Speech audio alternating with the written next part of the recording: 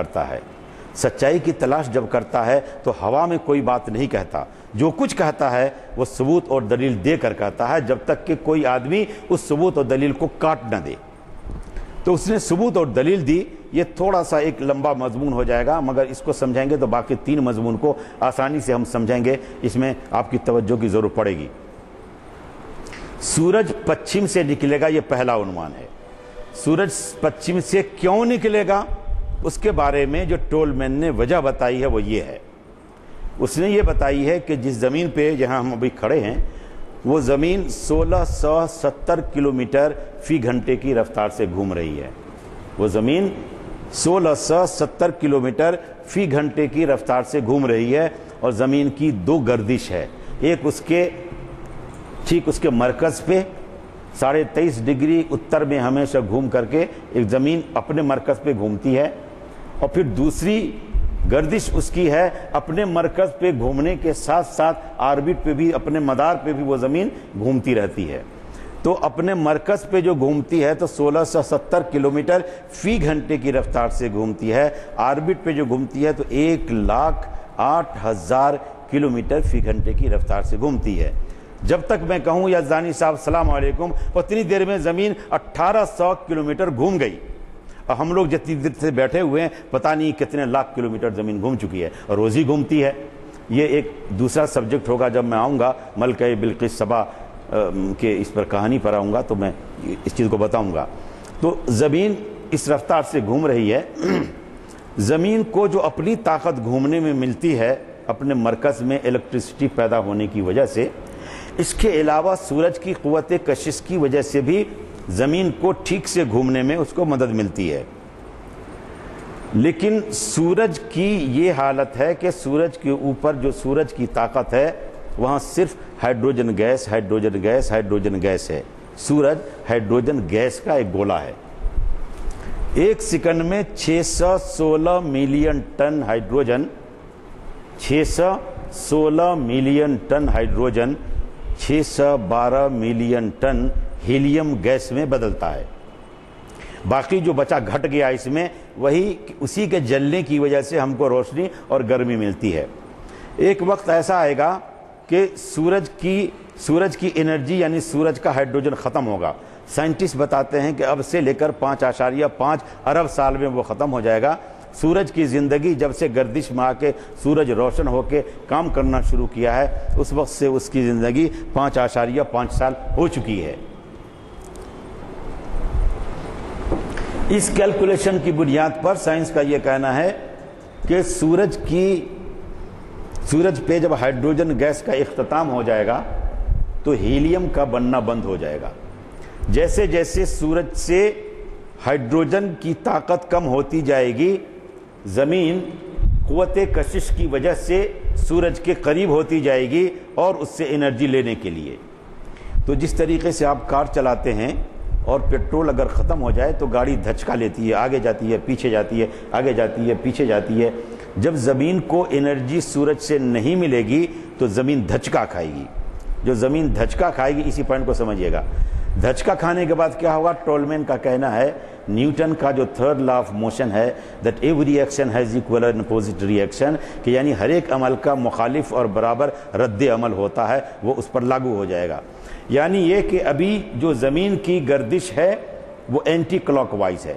گھڑی جس طرح گھومتی ہے ٹھیک الٹے سائیڈ میں سورج گھوم رہی ہے. جیسے آپ طواف کرنے کے لیے جاتے ہیں تو حجر اسود کو مرکز مان کے جو طواف کرتے ہیں تو بائیں سے دائیں کی طرف بائیں. میں بتاؤں آپ کو تجربہ کا ایک مضمون لکھ رہا تھا, ایران کلچرل ہاؤس نے مجھے کہا کہ صاحب ایک آپ اس پر طواف کعبہ اتحاد امت مسلمہ اس پر ایک مضمون لکھ کے دیجیے.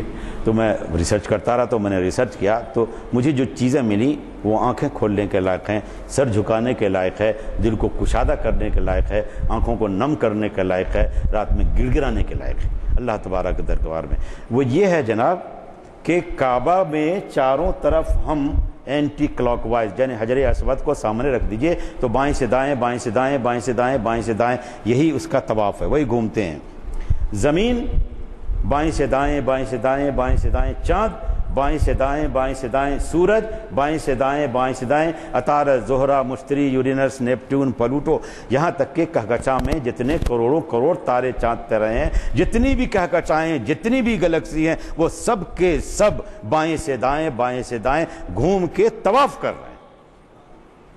تو میں نے کہا ایمبیسڈر سے کہ sir you have stated simply that rotation, that طواف کعبہ is the symbol of the unity of the امت مسلمہ۔ میں تو یہ کہتا ہوں کہ طواف کعبہ یہ بتاتا ہے کہ پورے کائنات کو اتحاد کی لڑی میں اللہ تبارک تعالیٰ کی طاقت نے جوڑ دیا ہے اور جکڑ دیا ہے، کوئی بھی اس طاقت کے خلاف نہیں جا پاتا ہے۔ اور جب اور پڑھی پھر مسلم رائٹرز کی جو کتاب پڑھی ہے تو اس میں یہ بات آئی ہے کہ یہ پوری کائنات ایک اس مرکز کے چاروں طرف گھومتی ہے جس مرکز کا طواف فرشتے کرتے ہیں، اور وہ مرکز کہاں ہے؟ ٹھیک کعبہ شریف کے اوپر، یعنی کعبہ شریف، اس کے نیچے کعبہ شریف ہے۔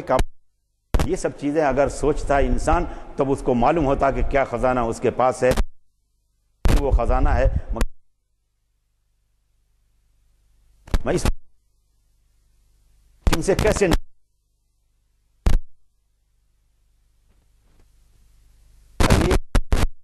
مخالف اور برابر رد عمل ہوتا ہے، تو عمل اس وقت زمین کا کیا ہے وہ سمجھنے کی ہے۔ زمین کا عمل اس وقت یہ ہے کہ بائیں سے دائیں جانب، بائیں سے دائیں جانب وہ زمین گھوم رہی ہے، لیکن جب طاقت نہیں ملے گی، انرجی نہیں ملے گی، اور نیوٹن کا تیسرا قانون اس پہ لاگو ہو جائے گا حرکت کا، تو جو اس کا عمل ہے اس پر رد عمل ہوگا۔ کیا ہوگا؟ جو عمل ہے اس کے برابر ہی رد عمل ہوگا۔ تو جس رفتار سے زمین دائیں سے بائیں سے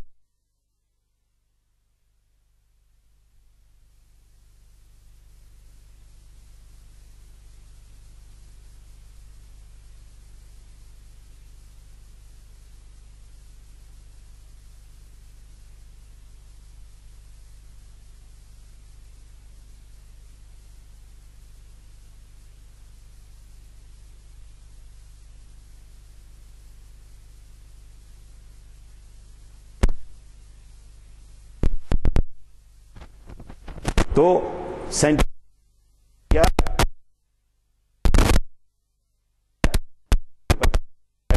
یعنی یہ کہ قرب قیامت پچھم سورج سے نکلے گا، سائنس نے ثابت کیا۔ آقا مدنی صلی اللہ علیہ وسلم نے حدیث مبارک میں کیا ارشاد فرمایا ہے؟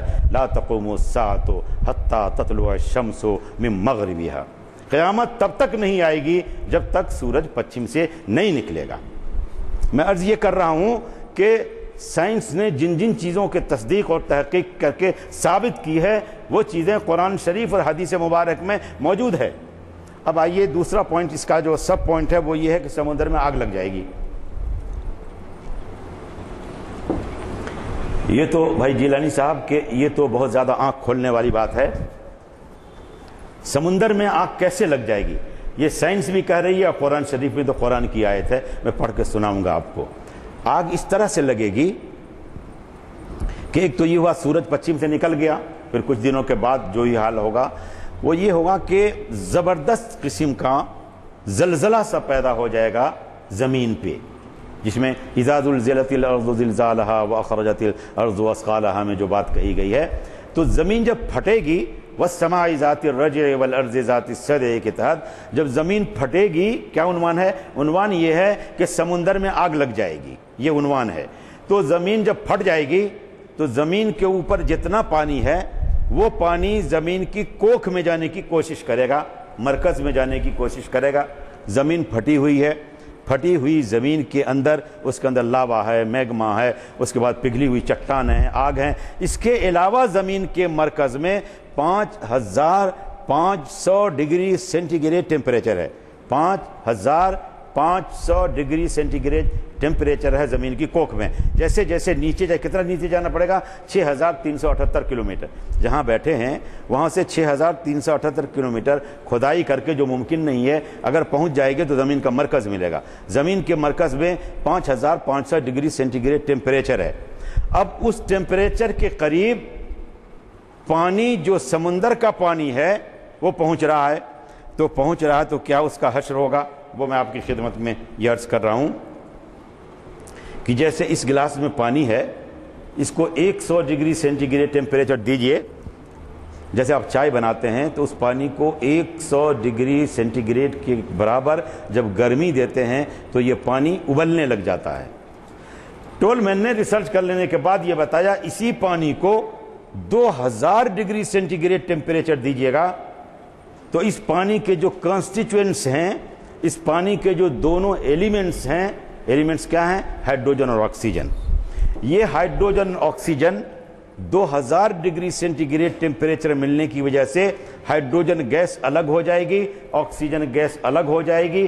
ہائیڈروجن خود بخود جلنے والی گیس ہے، آکسیجن جلنے میں مدد کرنے والی گیس ہے، تھوڑی سی گرمی نیچے سے ملے گی اور بھک سے پورے سمندر میں آگ لگ جائے گی۔ اس کو سائنس نے ثابت کیا ہے۔ اللہ تبارک تعالیٰ نے قرآن کریم میں ارشاد فرمایا ہے اذا الشمس كورت واذا النجوم انكدرت واذا الجبال سيرت واذا العشار عطلت واذا الوحوش حشرت واذا البحار سجرت۔ قیامت کے دن آسمان کا، زمین کا، ان سب چیزوں کا ایسا ہوگا اور پورے سمندر میں آگ لگ جائے گی۔ سائنس نے ثابت کیا اس چیز کو اور قرآن کریم نے اس بات کو بیان کیا ہے۔ اس پر میں ایک بہت ہی خاص بات بتانا چاہوں گا کہ میں بہت ہی مشکور ہوں مسکو والوں کا، ڈاکٹر فخر الدین صاحب ہمارے سامنے بیٹھے ہیں، بھائی عبداللطیف صاحب، ان کا ایک وین، ایک بس، ایک گاڑی سائنس کی لیبارٹری لے کر دلی گئی تھی، تو مجھے بھی حکم ہوا کہ آپ ذرا اس کو دیکھیے، تو میں خالی دیکھنے کے لیے گیا۔ کورٹ سے چھٹی ملی، کورٹ سے چھٹی لے کر فوراً بھاگا میں۔ تو جب وہاں گیا تو بچے کافی گھیرے ہوئے تھے سائنس کی لیبارٹری کو، کیا خدا کی کرشمہ سازی ہے کہ لیبارٹری گھیرے ہوئے تھے۔ تو پھر مجھ کو موقع دیا گیا کہ مسٹر ڈومانی you come and see the practical aspect of the science. تو میں گیا تو انہوں نے ڈاکٹر رتن ترنی صاحب جو اس کے انچارج ہیں، بڑے سائنٹسٹ ہیں، انہوں نے کہا یو نعمانی یو میں آسک اینی کوشچن۔ تو میں نے کہا کہ میں اس میں کوئی کوشچن کیا پوچھوں گا، میں سائنس قرآن کا طالب علم ہوں، اس میں جس طرح کے سوالات آتے ہیں اس سے متعلق میں آپ کو سمجھانا چاہوں گا۔ میں چونکہ قرآن کریم میں یقین رکھتا ہوں، ہر صاحب ایمان یقین رکھتا ہے، آنکھ بند کر کے یقین رکھتا ہوں کہ سمندر میں آگ لگنی ہی لگنی ہے، اس لیے کہ قرآن کریم نے کہا ہے، تو اس میں سوچنے کی کوئی بات ہی نہیں ہے۔ سوچنے کے لیے ارادہ کرنے کی بھی کوئی ضرورت نہیں ہے، مگر میں اس کو کیا اس میں بات کہی ہے سمندر میں آگ لگ جائے گی کیونکہ ٹیمپریچر اتنا ملے گا تو ہائیڈروجن الگ ہوگا، آکسیجن الگ ہو جائے گا، مجھے ذرا اس کو سمجھا دیجئے۔ انہوں نے کہا اٹس ویری سمپل، یہ تو بہت معمولی سی بات ہے۔ تو کہا مجھے بتائیے۔ تو انہوں نے بتایا دیکھیے کیا ہے، سمندر میں آگ لگ جائے گی، پانی ہائیڈروجن آکسیجن میں بدل جائے گا اور آگ لگ جائے گی۔ اس چیز کو وہ رتن ترکی صاحب مجھے سائنس کے لیبارٹری میں میرے سوال کیے جانے پر اور ان کے ہمارے بھائی لطیف صاحب کی موجودگی میں، یہ خود بھی انچارج ہیں سائنس لیب کے، تو ان کو بھی میں نے کہا ذرا مجھے سمجھا دیجیے۔ تو انہوں نے جو سمجھایا تو ایک جار لیا شیشے کے گلاس کا، اس میں پانی لی، اس پانی کے گلاس میں پورے پانی میں ایک راڈ کو جو بیٹری وغیرہ سے لگے ہوئے تھے اس کو پانی میں ڈال دیا۔ ڈالنے کے بعد اس کے اندر پھر 2 ٹیوب لگا دیے اور بجلی سپلائی کر دیا۔ بجلی سپلائی کیا تو ابھی دھیرے دھیرے اس میں ری ایکشن ہو رہا تھا، مگر ایک میں ہائیڈروجن گیس اکٹھا، میں نے اپنی آنکھوں سے دیکھا کہ گیس اکٹھا ہو رہی ہے، آکسیجن کی گیس اکٹھا ہو رہی ہے۔ میں نے کہا اب اس کو جلائیے، تو انہیں دیا سلا لگایا، بھک سے جل گیا وہ۔ لیکن جو کمال کی بات رتن ترکی نے بتائی مجھ کو سائنس کے اعتبار سے وہ یہ ہے، انہوں نے کہا کہ mister Nomani if you permit me I shall add some salt into the water، اگر آپ مجھے اجازت دیں تو کچھ تھوڑا سا نمک اس پانی میں ڈال دوں گا، مگر میں اس کو کچھ نہیں جانتا ہوں، اب جیسے چاہیں کر لیں۔ مگر جو کیوریاسٹی میری رہتی ہے اسٹوڈنٹ کے حیثیت سے، میں نے انہوں سے پوچھا کہ why you are adding the salt، تو جو انہوں نے سمجھایا اس پہ خدا کی کرشمہ سازی پہ آپ غور کیجئے۔ انہوں نے یہ کہا کہ اگر اس پانی میں بجلی کے ذریعہ گرمی دیں تو جلدی سے جو ہائیڈروجن اور آکسیجن کے مولیکیولز ہیں وہ ٹوٹ کے الگ الگ نہیں ہوں گے تیز رفتاری کے ساتھ، یعنی ہائیڈروجن الگ ہو جائے، آکسیجن الگ ہو جائے تو جلدی نہیں ہوں گے، لیکن اس میں اگر پانی میں ہم نمک ملا دیں تو اس کے پانی کے ذروں کا ٹوٹنا، ہائیڈروجن کی آکسیجن میں بدلنا تیزی کے ساتھ یہ شروع ہو جائے گا۔ تو میں نے کہا اے بار الہ، چونکہ تو نے فیصلہ کر لیا ہے کہ قیامت کے قریب سمندر میں آگ لگے گی، اس لیے اللہ تبارک تعالیٰ تم نے پہلے سے ہی سمندر کے پانی میں نمک ڈال دیا ہے تاکہ جب تو حکم دے تو جلدی سے پانی ہائیڈروجن آکسیجن میں بڑھ جائے، جب تو چاہے پورے سمندر میں آگ لگ جائے۔ میں یہ کہتا ہوں کہ اللہ تبارک تعالیٰ نے کہا ہے ہماری نشانیوں پہ غور کرو، عقل سے، تدبر سے تم فکر کرو، اور اللہ تبارک تعالیٰ نے کہا ہے مجھ سے ملنا ہے تو میری کتابوں میں ملو، توریت میں ملو، انجیل میں ملو، زبور میں ملو، اگر صحیح آیات ان کی موجود ہے تو، اور میں ملوں گا تو اپنی کتاب میں ملوں گا، قرآن میں ملوں گا، یعنی قرآن کو سمجھو گے، پڑھو گے، پرکھو گے تو میں تمہیں ملوں گا، تم مجھے دیکھو گے، میری تمہاری ملاقات ہوگی۔ لیکن جو ملاقات کو جو ذریعہ جو دنیا میں ہے اس کو ہم نے چھوڑ دیا۔ تو ایک بات تو اس نے کہی کہ سمندر میں آگ لگ جائے گی، یہ ثابت کیا، اس سے قرآن شریف میں اس بات کو کہی گئی ہے۔ تیسری بات جو انہوں نے کہی کہ سورج چاند کو آ کے پکڑ لے گا، وہ کیسے ہوگا؟ اس کے بارے میں یہ نتیجہ دیا ہے، ہر سال زمین مگر اپنے پورے سولر سسٹم کے ساتھ، نظام شمسی کے ساتھ اپنی جگہ سے 500 کروڑ کلومیٹر ہٹ جاتی ہے، اس لیے کہ جو سورج ہے اپنی تیز رفتار کے ساتھ، جو قرآن سورہ یاسین میں وہ ایک آیت آئی ہے جس میں کہا کہ وہ اپنے مستقر کی طرف سورج تیزی کے ساتھ بھاگتا جاتا ہے، اور اس کا علم صرف اللہ تبارک تعالیٰ ہے۔ تو چونکہ سورج تیزی سے بھاگتا جا رہا ہے، زمین نظام شمسی کا حصہ ہے، اس لیے زمین پورے نظام شمسی کے ساتھ 500 کروڑ کلومیٹر کے ساتھ ساتھ آگے بھاگتی اور بڑھتی جاتی ہے، لیکن سورج تھکتا جائے گا، اس کی انرجی کم ہوتی جائے گی اور زمین سورج کے قریب ہوتی جائے گی۔ جب زمین سورج کے قریب ہو جائے گی،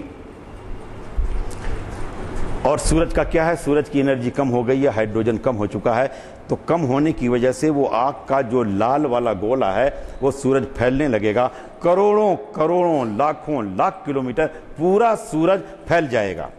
تو وہ سورج جو زمین سے اتنی دوری پر ہے، چاند سے اتنی دوری پر ہے، اپنے کو پھیلانے کی وجہ سے لاکھوں لاکھ کروڑوں کلومیٹر وہ سورج چاند کو، زمین کو، عطارد کو، زہرہ کو، مشتری کو، یورینس کو، نیپچون کو، پلوٹو کو، سب کو آ کے پکڑ لے گا۔ یہ سائنس نے ثابت کیا ہے۔ کیا سائنس نے یہ ثابت کیا ہے کہ سورج چاند کو آ کے پکڑ لے گا، زمین کو آ کے پکڑ لے گا۔ اس کے بارے میں اللہ تبارک تعالیٰ نے اپنے قرآن کریم میں کیا فرمایا ہے، يَسْأَلُ أَيَّانَ يَوْمُ الْقِيَامَةِ فَإِذَا بَرِقَ الْبَصَرُ وَخَسَفَ الْقَمَرُ وَجُمِعَ الشَّمْسُ وَالْقَمَرُ۔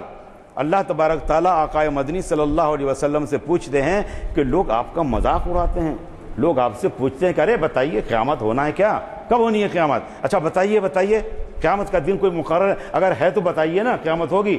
تو اللہ تبارک تعالیٰ کہتے ہیں آقائے مدنی صلی اللہ علیہ وسلم سے بتائیے ان کو قیامت ہونی ہے۔ کب ہونی ہے؟ جب سورج کی روشنی ختم ہو جائے گی، چاند کی روشنی ختم ہو جائے گی، یہ سب پتھرا جائیں گے، اور کیا کریں گے؟ وَجُمِعَ الشَّمْسُ وَالْقَمَرُ، ہم سورج کو اور چاند کو اکٹھا کر دیں گے، ملا دیں گے، قیامت ہو جائے گی۔ سائنس نے ثابت کیا کہ سورج چاند کو آ کے پکڑ لے گا۔ اللہ تبارک تعالیٰ نے قرآن کریم میں کہا وَجُمِعَ الشَّمْسُ وَالْقَمَرُ، اس کے بعد قیامت ہو جائے گی۔ چوتھی چیز جو سائنٹسٹ نے یہ بتایا ہے کہ پورا ماحول لال لال سا ہو جائے گا۔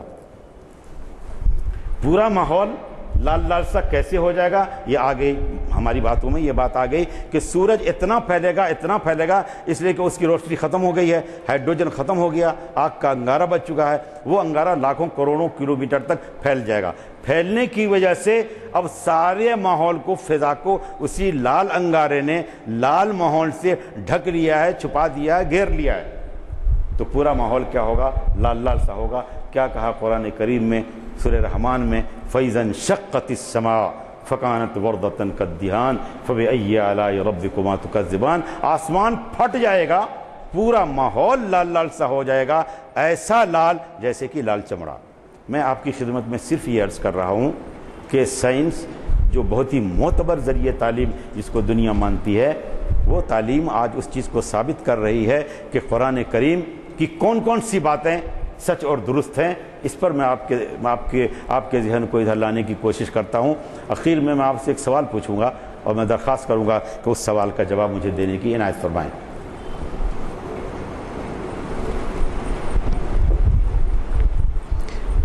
ایک بہت اہم عنوان پہ آتا ہوں، ناسا جو پوری دنیا کا سب سے بڑا سائنسی ادارہ ہے، تو نئی نئی چیزوں کی وہ ادارہ تلاش کرتا رہتا، کھوجتا رہتا ہے۔ ابھی اس کے سامنے جو چیلنج ہے وہ یہ ہے کہ وہ ناسا یہ تلاش کر رہا ہے کہ اس زمین کے علاوہ بھی کہیں زندگی ہے یا نہیں، یہ اس کے سامنے سوال ہے۔ تو ناسا بہت زیادہ کوشش کر رہا ہے یہ تلاش کرنے کے لیے کہ زمین کے علاوہ کہیں سے ثابت ہو جائے کہ جان ہے، مگر اس کے سامنے یہ ہے کہ وہ کہاں کھوجے، کس جگہ کھوجے۔ ابھی تو اسی زمین کے نظام سے، اسی نظام شمسی سے سائنس آگے کراس بھی نہیں کر سکا ہے۔ ابھی 9 سیاروں میں سے ابھی پہنچنے میں پتہ نہیں کتنے لاکھوں کروڑوں سال لگیں گے۔ اس کے سامنے تو کھلا ہوا چیلنج یہ ہے کہ جیسے یہ نظام شمسی ہے، 9 سیارے اس میں ہیں، اسی طرح اس کے آگے جب دیکھیں گے سامنے ملکی وے کہکشاں، اس میں ایک کہکشاں میں 200 کروڑ چاند، تارے اور سورج ہیں، ایک کہکشاں میں۔ اور اس طرح کے پورے کائنات میں ابھی سائنس نے 200 کروڑ اور کہکشاؤں کو دیکھا ہے، مگر اس کے بعد سائنس یہ کہتی ہے کہ ہم نے کائنات کا ایک گوشہ بھی ابھی نہیں دیکھا ہے۔ اس میں کروڑہا کروڑ چاند، تارے اور سیارے ہیں۔ ناسا کے لیے پریشانی یہ ہے کہ وہ کہاں جائے، کس جگہ کھوجے کہ زندگی کو پالے۔ تو ناسا نے ایک اپنی نہایت دور اندیشی کے ساتھ ایک فارمولہ طے کیا۔ عنوان میرا ٹوٹل یہی ہے کہ سائنس کی اہم سے اہم تحقیق دلالت کرتی ہے کہ قرآن شریف ہی صحیح ہے، قرآن شریف ہی کی رہنمائی صحیح ہے۔ یہ میرا اہم عنوان ہے۔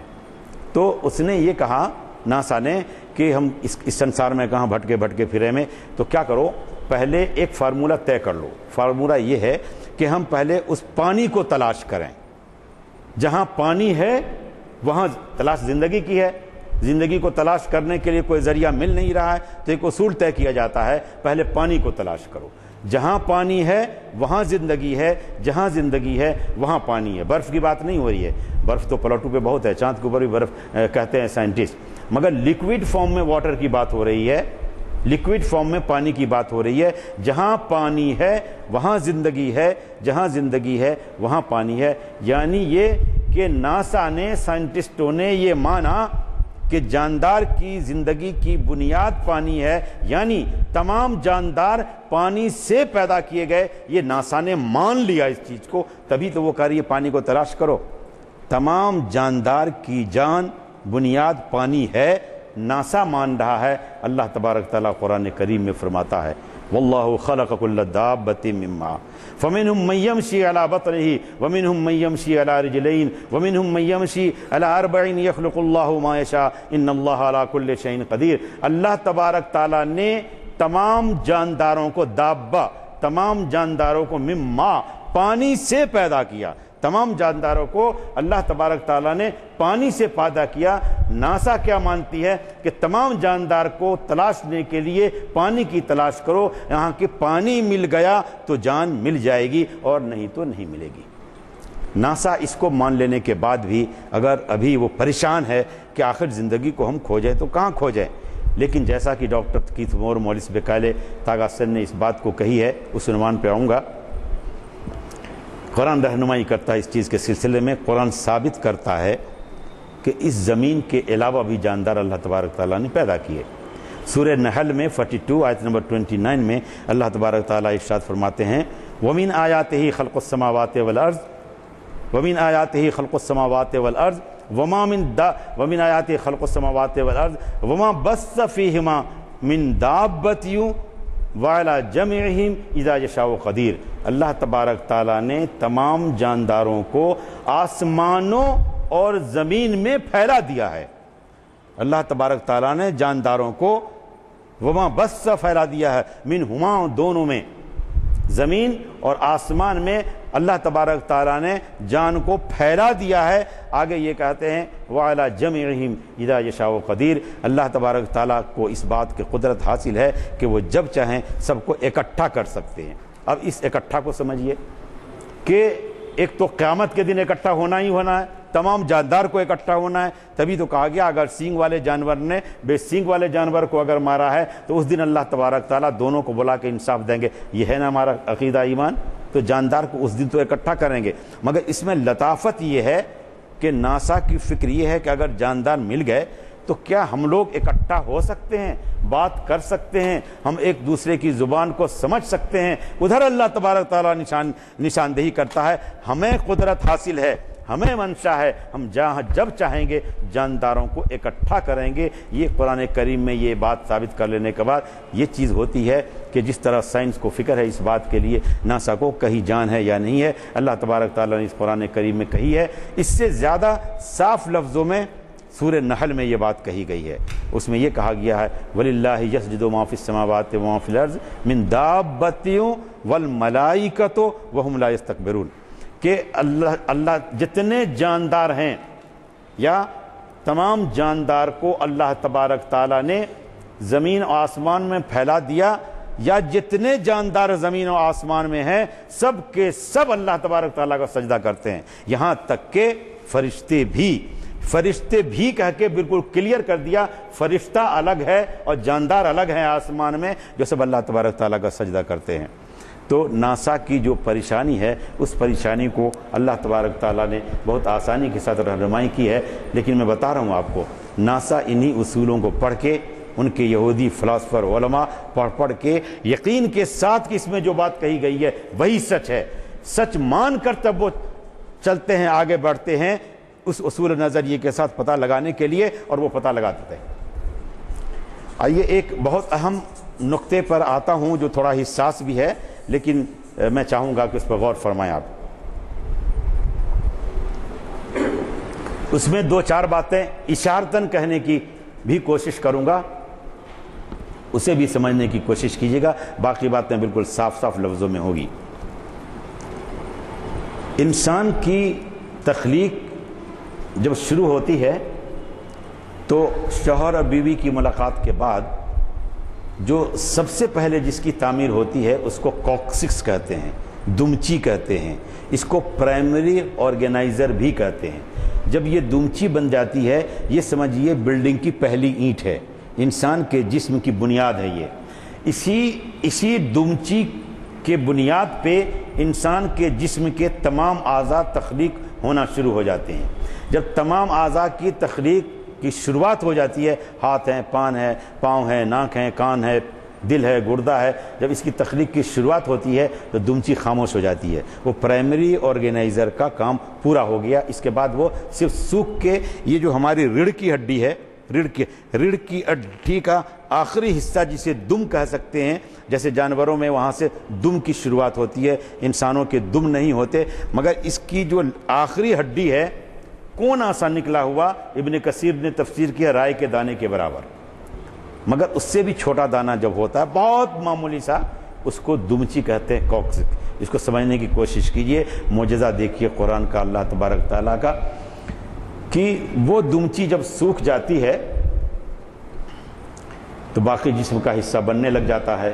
اس پر اب بتائیے ایک باولا سائنٹسٹ ہے، اس کو کیا غرض پڑی کہ اس پہ تحقیق کرے، مگر شروع کر دیا تحقیق۔ اس میں کیوں تحقیق پہ شروع کیا؟ اس لیے کہ علم الانسان ما لم یعلم، ہم انسان کو وہ سکھاتے ہیں جو وہ نہیں جانتا ہے۔ دوسری چیز یہ کہ عقائب اللہ تبارک تعالیٰ نے ارشاد فرمایا ہم تو اس سے بڑا کام لیتے ہیں جو ہم میں یقین نہیں رکھتا ہے۔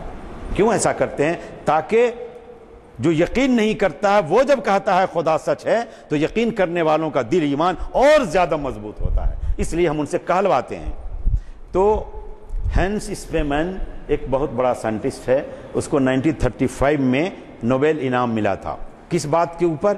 اسی کو یہی ثابت کرنے کے لیے یہ دمچی ہے، پرائمری آرگنائزر ہے، مگر اس میں یہ کوئی خاص بات نہیں ہے۔ آگے کی بات یہ ہے کہ پتہ نہیں کیا اس کے دماغ میں آیا، اس دمچی کو اس نے کاٹا، گھنٹوں پانی میں ابالنے کے بعد پھر اس کے دماغ میں آتا ہے، پتہ نہیں کیسے ٹیسٹ کیا انہوں نے، تو یہ رپورٹ اس کو ملا کہ دمچی کا کچھ بگڑا نہیں ہے۔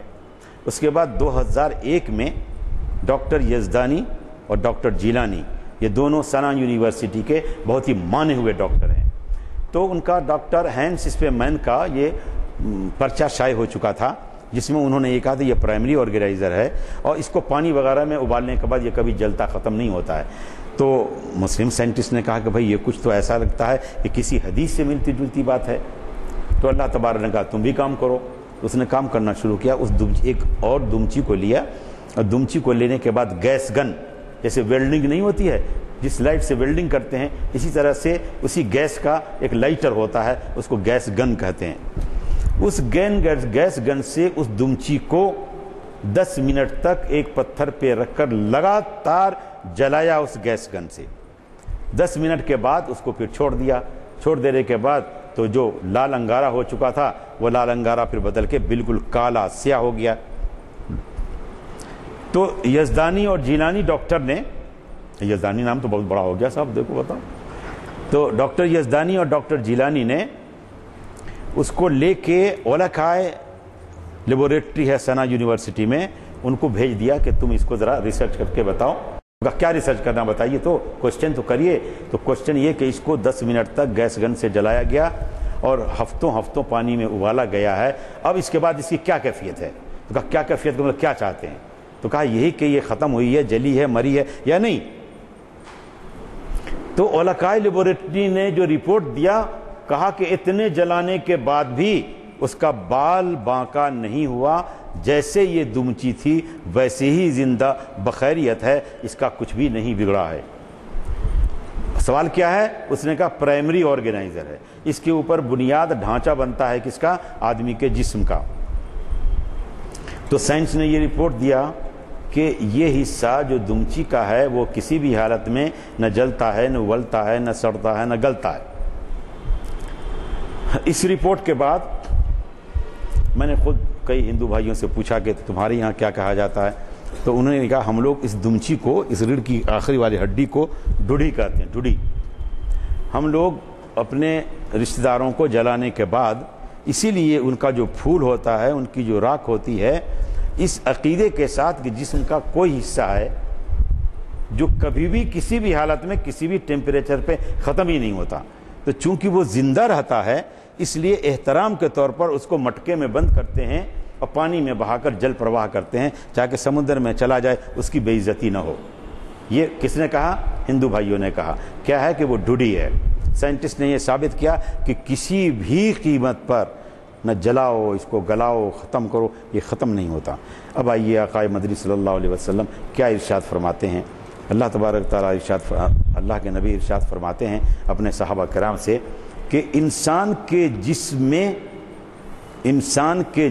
میں ایک ہڈی ایسی ہے کہ لاکھوں سال اگر پڑی رہ جائے زمین میں تو وہ گلتی نہیں ہے، سڑتی نہیں ہے، ختم نہیں ہوتی ہے۔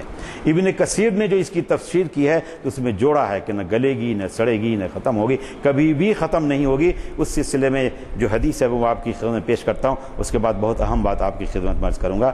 یہ ہے کہ عن ابی ہریرہ رضی اللہ عنہ قال قال رسول اللہ صلی اللہ علیہ وسلم ما بین النفختین 40 قال 40 یوما قال ابیت قال 40 شہرا قال ابیت قال 40 سنة قال ابیت ثم قال ينزل الله من السماء ماء فينبتون كما ينبت البقل ليس من الإنسان شيء إلا يبلى إلا عزما واحدا وهو عجب الذنب ومنه يرقب الخلق يوم القيامة۔ یعنی کہ حضرت ابو ہریرہ نے روایت کیا کہ اللہ کے رسول نے فرمایا کہ دو سوروں کے بیچ میں، سور جب پھونکے جائیں گے ان دونوں سور کے بیچ میں 40 کا فرق ہوگا۔ تو لوگوں نے پوچھا کیا 40 سال کا؟ تو انہوں نے کہا میں نہیں بتا سکتا۔ پھر کہا 40 مہینے کا؟ تو انہوں نے کہا یہ بھی نہیں بتا سکتا۔ کہا 40 دن کا؟ کہا یہ بھی نہیں بتا سکتا، مگر یہ بتاتا ہوں کہ آقا مدنی صلی اللہ علیہ وسلم نے یہ فرمایا۔ انہوں نے کہا کہ انسان کے جسم میں ایک ہڈی ایسی ہے کہ نہ گلتی ہے، نہ سڑتی ہے، نہ گلتی ہے، نہ سڑتی ہے۔ یہی ہڈی ایسی ہے کہ قیامت کے روز جب مخصوص بارش ہوگی پانی کا ٹچ اس کو ملے گا کہ جس آدمی کی کوکسکس کی ہڈی ہے وہ آدمی صحیح سالم تھر تھراتا ہوا، کانپتا ہوا اللہ تبارک تعالیٰ میں حاضر ہو جائے گا اور کہے گا اے بار الہ ہم تمہارے سامنے حاضر ہیں۔ اب اگر چاہے شیر کھا لے اس کو، چاہے بکرا کھا لے، چاہے بھینسا کھا لے، کوئی بھی کھا لے، مان لیجئے کہ شیر نے کھا لیا، وہ عقل دانش مندی کی بات ہے کہ سوال اور جواب میں اس طرح کی بات ہونی چاہیے۔ سوال جب آدمی کرتا ہے تو وہ کتنے پانی میں ہے اس کا پتہ چلتا ہے، لکھتا ہے تو پتہ چلتا ہے کتنے پانی میں ہے، سمجھنے کی صلاحیت ہے بھی یا نہیں ہے۔ تو اگر شیر مان لیجئے کھا لیا، وہ تمہیدن کہہ رہا ہوں اور اشارتاً کہنے کی کوشش کر رہا ہوں، اگر شیر نے کھا لیا پورے ایک آدمی کو، اصول کیا ہے کہ وہ جو کوکسک ہڈی ہے لاکھوں سال پڑی رہ جائے تو زمین کھائے گی نہیں، گلائے گی نہیں، سڑائے گی نہیں، ابن کثیر نے تفسیر کی ہے، کتنوں جلانے کی کوشش کرو وہ جلنے کا نام نہیں، یہ اصول ہے اس ہڈی کا۔ تو چاہے شیر کے پیٹ میں آدمی چلا جائے، چاہے سمندر کے پیٹ میں آگے چلا جائے، چاہے آگ کے بھٹی میں آدمی چلا جائے، وہ کوکسکس کسی بھی حالت میں ختم نہیں ہوگی۔ اس لیے یہ سوال کیا جانا کہ اگر شیر نے کھا لیا تو اس کوکسکس کا کیا ہوگا، ماتم کرنے کی ضرورت ہے ایسے عقل پر، اس طرح کی باتوں پر۔ میں خالی آپ کی خدمت میں یہ عرض کر رہا تھا کہ قرآن شریف نے جن جن باتوں کی طرف اشارہ کرنے کی کوشش کی ہے وہ سب باتیں قرآن کریم میں پہلے سے ثابت ہوتی ہیں۔ بہت سے عنوانات ہیں، 10 سے 12 سا، بھائی یزدانی صاحب کی محبت ہے، حکم دیتے ہیں میں حاضر ہو جاتا ہوں، مگر اخیر میں ایک سوال کر کے آپ اپنی بات ختم کروں گا۔ سائنس کے مدعے پر جتنی باتیں میں نے آپ سے کی ہے، آپ کی خدمت میں پیش کی ہے، اس کا پڑھنا ضروری ہے یا نہیں ہے؟ نا ضروری۔ اور ان تمام نقطوں کو قرآن شریف سے اور حدیث سے میں نے پیش کرنے کی کوشش کی ہے۔ قرآن اور حدیث کا پڑھنا ضروری ہے یا نہیں؟ اگر ضروری ہے تو وہ طلبہ جو قرآن شریف جو طلبہ یونیورسٹی میں کالجز میں سائنس پڑھتے ہیں اس زاویے کو تو سمجھ لیتے ہیں، لیکن ان کو جب یہ بات معلوم ہوتی ہے، ارے واہ پروفیسر نے جو بات مجھے بتائی ہے آرکمیڈیز اور کس کے بارے میں، یہ بات تو قرآن کریم میں آقا مدنی صلی اللہ علیہ وسلم نے ارشاد فرما دیا ہے، تو سائنس پڑھنے میں اس کی طاقت بھی بڑھ جاتی ہے، اس کا اعتقاد بھی بڑھ جاتا ہے، اس کا ایمان بھی مضبوط ہوتا ہے۔ اسی طرح وہ لوگ جو صرف قرآن شریف کا ترجمہ پڑھتے ہیں، تفسیر پڑھتے ہیں، وہ تو یقین کرتے ہیں اس لیے کہ اللہ تبارک تعالیٰ میں یقین رکھتے ہیں۔ قرآن کریم اللہ تبارک تعالیٰ کی کتاب ہے، یہ یقین کرتے ہیں، ان کو تو یقین کرنا ہی ہے کہ قرآن شریف اللہ تبارک تعالیٰ کی کتاب ہے، اس لیے برحق ہے اور سچ ہے۔ لیکن جب اس کو یہ معلوم ہوتا ہے فلانا اعتراض کر رہا تھا قرآن سے پرانی کتاب ہے، قرآن شریف نعوذ باللہ من گھڑت کتاب ہے، قرآن شریف میں کچھ بھی نہیں ہے، قصہ کہانی ہے، نعوذ باللہ نعوذ باللہ نعوذ باللہ۔ جب اس کو یہ بات معلوم ہوتی ہے اور یہ معلوم ہوتی ہے قرآن شریف کی اس آیت کے مطابق سائنس نے یہ رزلٹ دیا ہے، تو اس کا من اور مضبوط ہوتا ہے یا نہیں؟ کتنی سچی باتیں قرآن شریف میں ہیں، لاکھوں کروڑوں سال کی بات کے بعد سائنس اس بات کو کرتی ہے۔ تو میرا سوال یہ ہے کہ سائنس کی تعلیم ماڈرن ہے یا قرآن شریف کی تعلیم ماڈرن ہے؟ اس تعلیم میں کون سی تعلیم ماڈرن ہے، کون سی تعلیم قدیم تعلیم ہے؟ یہ میں سوال آپ سے کرنا چاہتا ہوں، جواب اپنے من میں رکھ لیے، سوچ لیجئے گا۔ میں یہ کہتا ہوں کہ تعلیم صرف تعلیم ہے، تعلیم پتھر کی زبان کو سمجھنا بھی تعلیم ہے، چاند اور سورج کی گردش کو سمجھنا بھی تعلیم ہے، سمندر کی موجوں کو سمجھنا بھی تعلیم ہے، پتھر کی زبان کیا بولتی ہے اس کو بھی سمجھنا بھی تعلیم ہے۔ تامل ہے، تلگو ہے، سنسکرت ہے، پرشین ہے، دنیا کی جتنی زبانیں ہیں سب کو سمجھنا اور سیکھنا تعلیم ہے۔ کیوں؟ اس لیے کہ اللہ تبارک تعالیٰ ارشاد فرماتے ہیں وَمِنْ آیَاتِهِ خَلْقُ السَّمَاوَاتِ وَالْأَرْضِ وَاخْتِلَافُ أَلْسِنَتِكُمْ وَأَلْوَانِكُمْ، کہ ہماری نشانیاں ہیں زمین اور آسمان میں، اور تمہاری زبانوں میں بھی، تمہاری زبانوں کے بدلنے میں بھی ہماری نشانیاں ہیں، تمہارے رنگوں کے بدلنے بھی ہماری نشانیاں ہیں۔ تو جب زبانوں میں بدلنے میں اللہ تبارک تعالیٰ کی نشانیاں ہیں تو کوئی یہ طے کر دے کہ سنسکرت مت پڑھو، ہندی مت پڑھو، پرشین مت پڑھو۔ اللہ تبارک تعالیٰ کا حکم ہے کہ جب ساری چیزوں کو سمجھو گے تب ہمیں سمجھو گے، اور ہم نے اس کائنات کی تخلیق صوفیہ کے قول کے مطابق، حدیث نہیں ہے وہ مگر صوفیہ کا قول ہے، کنت کنزم مخفیا فاردت ان اعرف فخلقت خلقا۔ اللہ تبارک تعالیٰ ایک خزانہ تھے، انہوں نے چاہا کہ میں پہچانا جاؤں تو انہوں نے کائنات کی تخلیق کر دی۔ یعنی اللہ تبارک تعالیٰ کو پہچاننے کے لیے، سمجھنے کے لیے کائنات کو سمجھنا ہے، چاند کو، سورج کو، زمین کو، آسمان کو سمجھنا ہے۔ اس لیے میں آپ سے درخواست کروں گا اپنے بچوں کو سائنس کی تعلیم کے ساتھ ساتھ قرآن کریم کی تعلیم بامانہ دلوائیے۔ قرآن کریم پڑھنے والوں کو سائنس کی تعلیم بہت ہی خصوصیت کے ساتھ دلوائیے، تو اللہ تبارک تعالیٰ کی کرشمہ سازی کو سمجھ سکیں گے۔ میں اپنی بات یہیں پر ختم کرتا ہوں اور آپ سے دعا کرتا ہوں کہ آپ میرے لیے بھی دعا کریں کہ اللہ تبارک تعالیٰ اپنی رحمتوں سے ہمیں نوازتا رہے۔ شکریہ۔ کہ ایک عالم کی صحبت جو ہے وہ کئی گناہ عبادت کا درجہ رکھتی ہے۔ لمحے کی صحبت آپ نے ایسی محفل میں شرکت فرمائی جو اس کو کہ عبادت کا درجہ حاصل ہے۔ اللہ تعالیٰ ان کے علم میں اور زور بیاں میں اور ترقی دے۔ ہمیں خوشی ہے کہ انہوں نے اتنی گہری نظر، باوجود اس کے کہ وہ پیشے سے وکیل ہیں، اتنا وقت نکالے ہیں اور اتنی گہرائیوں میں گئے ہیں کہ جو ایک ان کو عالم کا درجہ حاصل ہے۔ مجھے یقین ہے کہ آپ جب یہاں سے جائیں گے تو یہ نہیں کہیں گے، کہہ لیجئے کوئی بات نہیں ہے کہ واہ واہ کیا اچھی تقریر تھی، کیا اچھا خطاب تھا، کیا مواد تھا، مگر ان کا منشا آخر میں جو الفاظ انہوں نے کہے ہیں اس پر ہم کو غور کرنا چاہیے کہ انہوں نے دعوت عمل دی۔ دعوت عمل کی طرف آپ کو دھیان دینا ہے۔ جیسے علامہ نے کہا ہے کہ عمل سے زندگی بنتی ہے جنت بھی جہنم بھی، یہ خاکی اپنی فطرت میں نہ نوری ہے نہ ناری ہے۔ تو صرف تعریفیں کر کے اور دل بہلانے کے لیے بہت کچھ سن کے ایسے چلے جانا نہیں ہے ہم کو، بلکہ ان کے ہدایات پر بھی عمل کرنا ہے، کیونکہ آج کے دور میں آپ دیکھ رہے ہیں اس الحاد کے دور میں کس قدر تیزی سے کفر پھیل رہا ہے، اور عام لوگوں میں کیا کہیں، ورنہ کل ہی ہمارے پاس ایک بہت بڑا اہم خطاب انہوں نے دیا مولانا ابوالکلام آزاد انسٹیٹیوٹ میں، تو اس میں جو باتیں انہوں نے کہیں وہ سیاست میں مجرمانہ جو کیفیت پیدا ہو گئی ہے اس کے بارے میں، مجرمانہ سیاست پس منظر، اس کے بعد اور اس سے ہٹ کے بھی انہوں نے کئی جگہ خطاب کیا۔ مجرمانہ سیاست کے بارے میں میں نے صرف ایک ہی لفظ کہا کہ بعض ہمارے لوگ سیاست اور مذہب کو الگ کہتے ہیں، بعض کہتے ہیں کہ مذہب اور سیاست الگ نہیں ہے، لیکن یہی میں نے کہا کہ بھئی مذہب سیاست سے الگ ہو یا سیاست میں شامل رہے، لیکن یہ رہے، یہ دیکھیے کہ کوئی مذہب کوئی اصول مجرمانہ اعمال یا عمل کی اجازت نہیں دیتا، وہ ہے اصل فکر۔ خیر، ہمیں پوری توقع ہے کہ وہ آئندہ جب ہمیں یہاں حیدرآباد آئیں گے تو پھر ہمیں نہیں بھولیں گے، اور نئے نئے عنوانات سے آپ ان کے متعلق کی وسعت، اب وہ سامنے بیٹھے ہیں، میں کیا کہہ سکتا ہوں، اس سے اندازہ لگائیے کہ آپ ہم تو کلام مجید کم از کم میں تو ایسے ہی پڑھ لیتا ہوں اور ترجمہ پڑھ لیتا ہوں اور یہ کرتا ہوں، لیکن جو گہرائیوں میں انہوں نے ہمیں لے گیا ہے وہ جو ہے اصل دعوت فکر دیتے ہیں، اس پر عمل کی کوشش کیجیے۔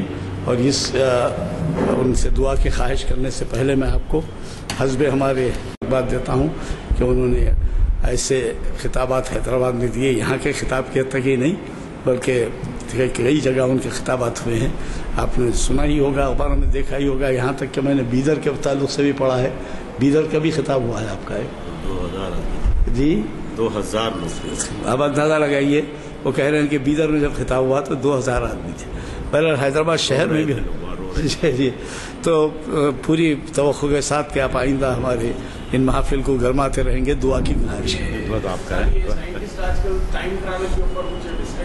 جی، بالکل ہے، ٹیلی پورٹیشن ہے کو ثابت کر کے دکھا دیا جو حضرت سلیمان ملکہ بلقیس سبا کے بیچ میں ہوئی تھی، مگر اس پہ سائنٹیفک ریسرچ کر لینے کے بعد جو ٹریولنگ کی اس کی بات ہو رہی ہے وہ ٹھیک قرآن شریف کے تھیوری سے ہو رہی ہے، اور وہ سفر ممکن ہے۔ یہ یہاں تک ممکن ہے کہ یہ اتنا زیادہ یہ کامیاب ہوگا ٹیلی پورٹیشن کہ اگر کوئی آدمی یہاں سے 25,000 کروڑ نوری سال کے دوری پر اگر بیٹھا ہوا ہے کائنات میں، اتنی دوری پر، اور اگر وہ کہے شام کو اپنی گھڑی سے کہ میں زمین پہ جا کے کھانا کھاؤں گا، تو اس کے پہلے کہ وہ کہے گا وہ گھر پہ پہنچ جائے گا۔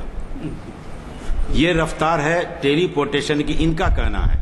اس سے زیادہ رفتار سے اللہ تبارک تعالیٰ اجرام فلکی کو تیزی کے ساتھ گھما رہا ہے۔ معراج کا واقعہ تو خیر وہ اتنا ثابت ہوا، تھیوری آف ریلیٹیوٹی پہ وہ بھی منحصر ہے۔ ناسا جو لفظ یوز کیے بعد جو ہے نیشنل ایروناٹکس اسپیس ایڈمنسٹریشن اس کا فل فارم ہے، یہ ایسٹرونومی پہ آج دنیا کا سب سے بہترین ادارہ ہے، جہاں کے پیپرز، جہاں کے پریزنٹیشنز یا جہاں کی کہیں بھی بات کا بہت زیادہ معنی رکھتا ہے، کیونکہ دنیا میں اس طریقے کی فلکیات کو پڑھنے پہ اور کوئی چیز نہیں ہے جو سوفسٹیکیٹڈ ٹیلیسکوپ وغیرہ ساری چیزیں ہوتی ہے، یہ یہیں پر رہتے ہیں۔ آتینا فی الدنیا حسنۃ وفی الآخرۃ حسنۃ وقنا عذاب النار۔ الحمدللہ، یا اللہ ہمارے گناہوں کو معاف فرما، یا اللہ جو کام وسیع نعمانی صاحب لے کے چلے ہیں، کچھ لوگوں کو ایسا جوڑ دے جو ان کے کام کو آگے لے کے چلے اور زیادہ سے زیادہ لوگوں تک پہنچ سکے اور اس کام کو بڑھائے۔ انشاءاللہ اللہ تعالی ہم سب کو اس کام کی برکت اور اس محفل کی برکت سے ہم کو جنت المقام اعلیٰ مقام حاصل عطا فرمائے۔ وآخر الدعوانا الحمدللہ رب العالمین۔